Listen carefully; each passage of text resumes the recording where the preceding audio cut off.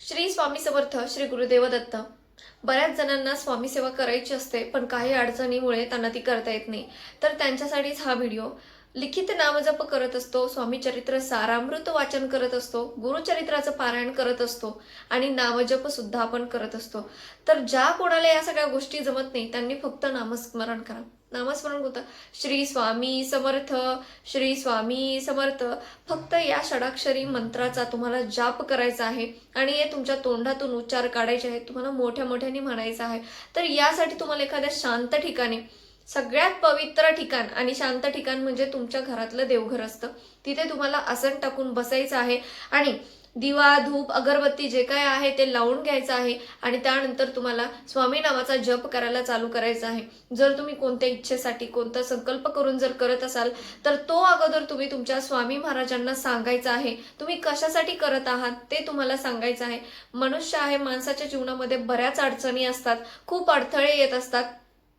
ते तुम्हाला स्वामींना सांगायचं आहे आणि ते दोष दूर व्हावेत, तर तुमच्या आयुष्यातील जी मोठी संकट आहेत त्यांचा प्रभाव कमी व्हावा, ती कमी व्हावीत, हे तुम्हाला स्वामींना सांगायचं आहे. आणि मग तुम्हाला मंत्रजाप करायला सुरुवात करायची आहे.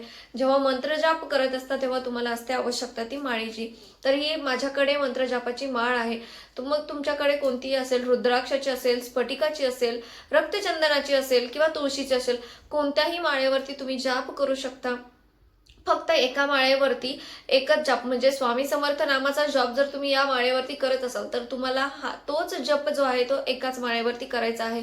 कारण एकाच देवताची शक्ती जी असते ती ह्या माळेमध्ये एकवटलेली असते आणि ही माळ जी असते ती आपली खूप पवित्र झालेली असते. त्याच्यामुळे एका माळेवरती तुम्ही एकच जप करायचा आहे. जप करत असताना तुमच्या बोटांनी जप चालू असतो, त्याच्यामुळे तुमचे हात चालू असतात, डोळ्यांनी बघत असता आणि तोंडानी म्हणत असता, त्याच्यामुळे तुमची सगळी जी इंद्रिय आहेत ती सक्रिय असतात.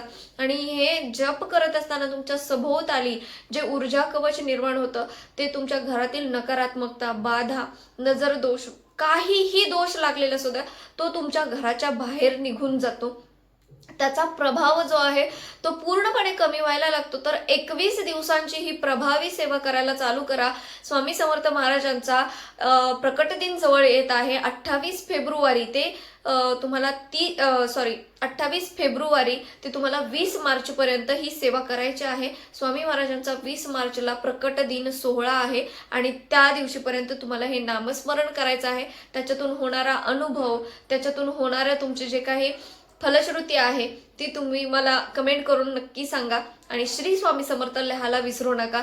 श्री स्वामी समर्थ, श्री गुरुदेव दत्त.